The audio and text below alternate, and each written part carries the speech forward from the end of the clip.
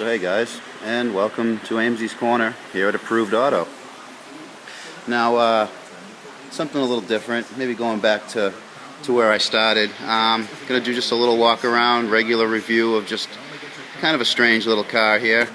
Yeah, whatever. I don't need to talk about those. This is an '08 smart car. Now, everyone's heard of these by now. Everyone's heard of them. But there really aren't a lot of these out there. This is the first one to be on my lift. This is the first one here in this shop. And we've kind of had a blast just, looking at it, playing around with it. The guys, they bench it. They, yeah, grab that. They grab that bar on a creeper and they bench this. It's kind of like high school all over again. Now, I didn't know a lot about these cars. I was never really interested in it.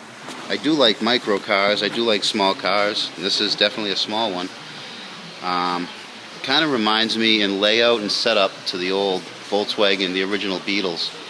But we'll look at the mechanical of this thing right now, and then we'll get it off the lift outside. I already got the flaps all open because you know how hard that can be to do on camera.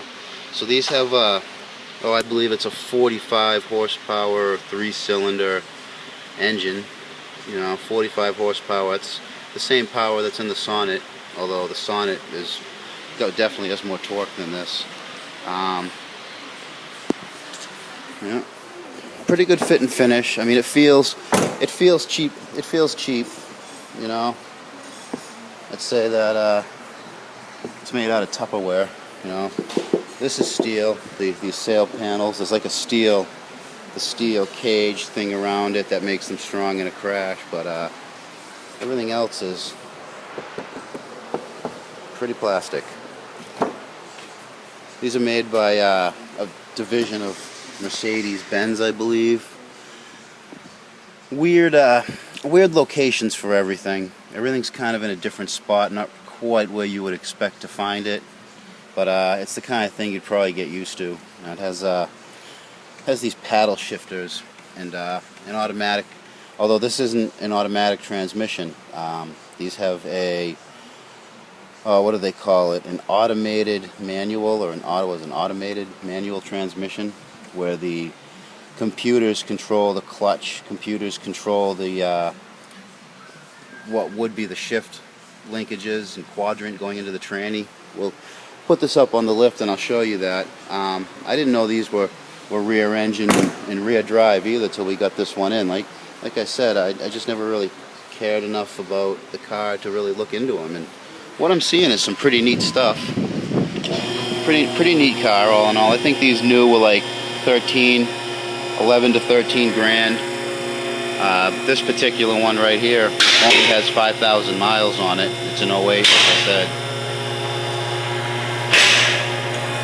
Those real narrow tires. Those look like the same width that's on my Sonnet. The rears are wider. Kind of gives it a neat staggered look, but you can't rotate your wheels, which is kind of not as smart as it could be, maybe. So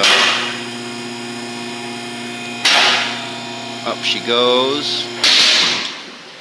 Now let's look at this tranny. This right here,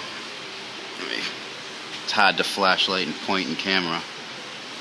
This, let me just shine the light on it. That right there would be the clutch slave, and as you can see, it's like an electric actuator that controls the clutch. There's a real friction disc and pressure plate in here. Although it's an automatic, it's a manumatic. Yeah. And there's the bottom of that 3-cylinder. Pretty good access to the underneath stuff, but you saw up there the I don't know what you'd have to do to change an alternator. Big plasticky, cheapy looking, reminds me of a golf cart. If anybody's ever looked inside of a golf cart, this thing's kind of reminds me of that. Simple, real light.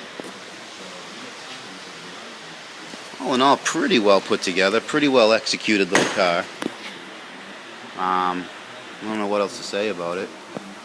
There's not a lot of history to recount. There's Yeah, it's like the whole suspension and engine and transmission comes down as a unit, which is kind of neat. So let me get this down. Let me get this off the lift, and we'll do a little walk around to the interior and maybe a little drive video. So see you in a second. So I got this thing off the lift. I got it all secure. Well, almost secure. Let's. This is how you open the front hood. Kind of cheap, kind of cheesy, but I mean that's what they wanted, I guess. They wanted to do it inexpensively. Got a weird little chattery sound to it. There's just something about a 3-cylinder gasoline engine that just has this diesel sounding chug to it. Just yeah.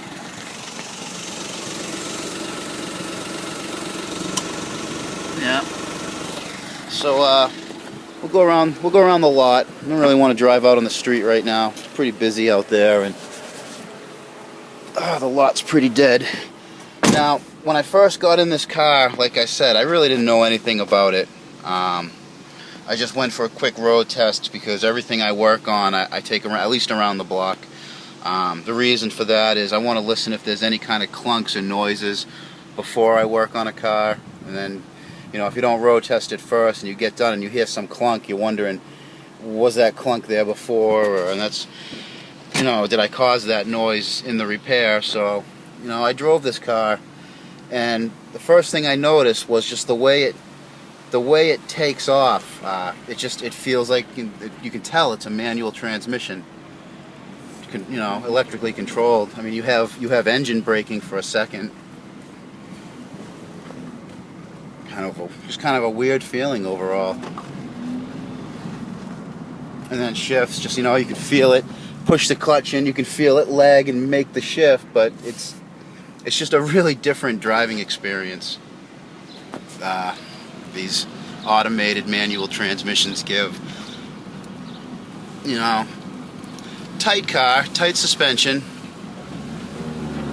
Takes a second to figure out what's going on when you give it the throttle. Yeah, you can just feel it. You can feel the transmission working. I kind of like it. I mean, I think it's neat. I can see why they did it. These manual transmissions are take a lot less power to make a manual transmission work versus, say, an automatic. With an automatic, the faster you go, the more power it takes just to pump the fluid around the automatic transmission. You know, they kind of a power-hungry thing an automatic is, with a torque converter and clutches and bands and all of that. So you know, this thing gets, what is it, 90-something, 100 miles, 90-something miles to a gallon. So the reason why, you know, kind of makes sense to use an automatic manual versus, you know, wasting fuel, wasting your gas mileage just to push fluid around a transmission.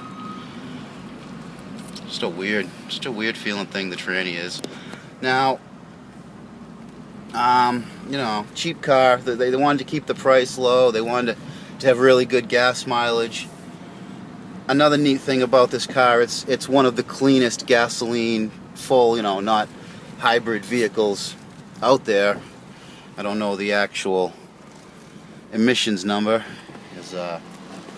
Is Josh in his Corvette.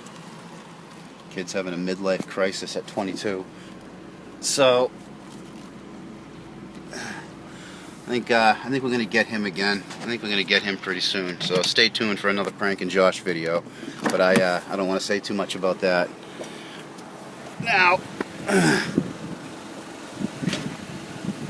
shut this piece of thing off. Morning, Josh. So only road car I've ever seen with 3 lug nuts. I mean, even 4-wheelers. ATVs have 4. Now this thing is pretty damn short. I was going to drive the Sonnet in to compare it to it, but I drove the 9000 because it's supposed to be like 90-something degrees and super high humidity, and the Sonnet hasn't got AC, the 9000 does. So, smart car. Yeah. I mean, people think these aren't safe. They really, that's kind of like everyone sees it and they think, oh man, I wouldn't want to get in an accident in that. But you know, it's they have to pass certain crash tests to be allowed on the road. So I mean, I'm sure it's as safe as just about anything else you're gonna find on the road. Probably the only thing it hasn't got is big crumple zones, you know. But if you're worried about crumple zones and getting in an accident in your car, then I don't know, you might be a little paranoid. So yeah, seems to be well put together. Seems to drive, you know, it's an experience. That nice, you know, it's tight, it's light, goes down the road well. That I'm more intrigued about that automated manual transmission, which this being a first gen, I believe it's a 6-speed, and then the later versions they went to a 5-speed. I don't know why they would have done that, but it is what it is. This one here, I don't think I mentioned why it's here, and it's kind of why I'm not going down the road in it. Well, the horn doesn't work, and you need that to get a sticker, and I diagnosed it to a faulty clock spring. But the reason I'm not taking it down the road is, let me see if this will show up here, is this this tire pressure monitor right here. Now I'll take it out, and you'll see it's broken. Yeah.